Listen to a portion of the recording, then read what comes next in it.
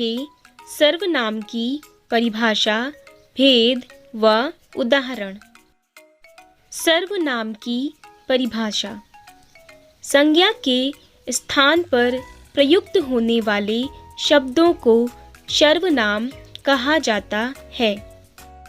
जैसे मैं, तू, आप, यह, वह, जो, तो, कौन, कोई और कुछ आदि। सर्वनाम के भेद। सर्वनाम के 6 भेद होते हैं। पहला पुरुषवाचक सर्वनाम, दूसरा निजवाचक सर्वनाम, तीसरा निश्चयवाचक सर्वनाम, चौथा अनिश्चयवाचक सर्वनाम, पांचवा प्रश्नवाचक सर्वनाम, छठा संबंधवाचक सर्वनाम। पुरुषवाचक सर्वनाम वे सर्वनाम जो व्यक्तिवाचक संज्ञा का स्थान लेते हैं, अथवा वे सर्वनाम जो अपने लिए या सुनने वाले किसी व्यक्ति के लिए प्रयोग किए जाते हैं, वे सर्वनाम पुरुषवाचक सर्वनाम कहलाते हैं। जैसे तू, तुम, तुम्हारा, मैं, हम, मेरा, यह, वह, वे, ये। पुरुषवाचक सर्वनाम से बने वाक्य। जैसे मैं नहीं जाऊंगा। इसमें मैं एक पुरुषवाचक सर्वनाम है। आजकल आप कहाँ रहते हैं? इसमें आप एक पुरुषवाचक सर्वनाम है। वह पढ़ने में बहुत तेज है। इसमें वह एक पुरुषवाचक सर्वनाम है। तुम तो बड़े चालाक हो। इसमें तुम एक पुरुषवाचक सर्वनाम है। निजवाचक सर्वनाम जिन शब्दों का प्रयोग वक्ता किसी चीज को अपने साथ दर्शाने या अपनी बताने के लिए करता है, निजवाचक सर्वनाम कहलाते हैं।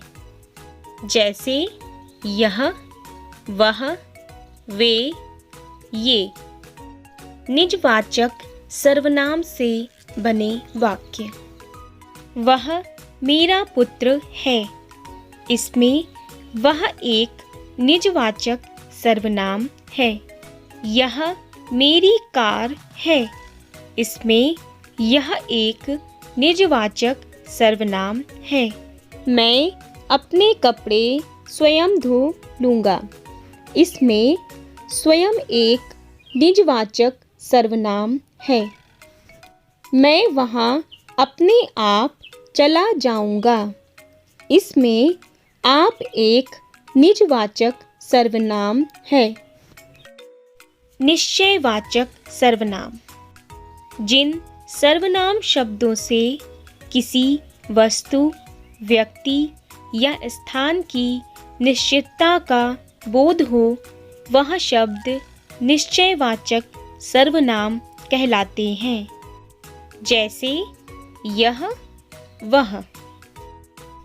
निश्चयवाचक सर्वनाम से बने वाक्य। वह मोटर बाइक तुम्हारी है। इसमें वह एक निश्चयवाचक सर्वनाम है। ये पुस्तक मेरी है। इसमें ये एक निश्चयवाचक सर्वनाम है। वे मिठाइयाँ हैं। इसमें वे एक निश्चयवाचक सर्वनाम है। यह एक गाय है। इसमें यह एक निश्चयवाचक सर्वनाम है। अनिश्चयवाचक सर्वनाम जिन सर्वनाम शब्दों से वस्तु, व्यक्ति या स्थान आदि की निश्चितता का बोध नहीं होता है, अनिश्चयवाचक सर्वनाम कहलाते हैं। जैसे कुछ, कोई आदि। अनिश्चयवाचक सर्वनाम से बने वाक्य। मुझे कुछ खाना है। इसमें कुछ एक अनिश्चयवाचक सर्वनाम है। मेरे खाने में कुछ गिर गया। इसमें कुछ एक अनिश्चयवाचक सर्वनाम है। मुझे बाजार से कुछ लाना है। इसमें कुछ एक अनिश्चयवाचक सर्वनाम है। कोई आ रहा है। इसमें कोई एक अनिश्चयवाचक सर्वनाम है। प्रश्नवाचक सर्वनाम। जिन शब्दों का प्रयोग किसी वस्तु, व्यक्ति आदि के बारे में कोई सवाल पूछने या उसके बारे में जानने के लिए किया जाता है, उन शब्दों को प्रश्नवाचक सर्वनाम कहते हैं। जैसे कौन, क्या, कब, कहाँ आदि। प्रश्नवाचक सर्वनाम से बने वाक्य। क्या बात है। इसमें क्या एक प्रश्नवाचक सर्वनाम है। प्रश्नवाचक सर्वनाम से बने वाक्यों के अंत में प्रश्नवाचक चिन्ह का प्रयोग किया जाता है। आपका शुभ नाम क्या है। इसमें क्या एक प्रश्नवाचक सर्वनाम है। क्यों करते हो आलस।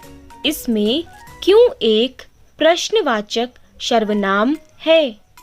मैं नहीं आऊँगा तो मेरा स्थान कौन लेगा। इसमें कौन एक प्रश्नवाचक सर्वनाम है। संबंधवाचक सर्वनाम। जिन सर्वनाम शब्दों का प्रयोग किसी वस्तु या व्यक्ति का संबंध बताने के लिए किया जाता है, वे शब्द संबंधवाचक सर्वनाम कहलाते हैं। जैसे जो, सो, जैसा, वैसा आदि। संबंधवाचक सर्वनाम से बने वाक्य। जैसी करनी वैसी भरनी। इसमें जैसी वैसी एक संबंधवाचक सर्वनाम है। जो सोवेगा सो खोवेगा। जो जागेगा सो पावेगा। इसमें जो, सो एक संबंधवाचक सर्वनाम है, क्योंकि ये एक दूसरे से संबंधित हैं। जैसा बोओगे वैसा काटोगे। इसमें जैसा, वैसा एक संबंधवाचक सर्वनाम है। अगर आपको यह वीडियो पसंद आती है तो प्लीज़ वीडियो को लाइक कीजिए, शेयर कीजिए और अगर चैनल पे नए हैं तो चैनल को सब्सक्राइब करना ना भूलें। वीडियो में अंत तक बने रहने के लिए आपका धन्यवाद।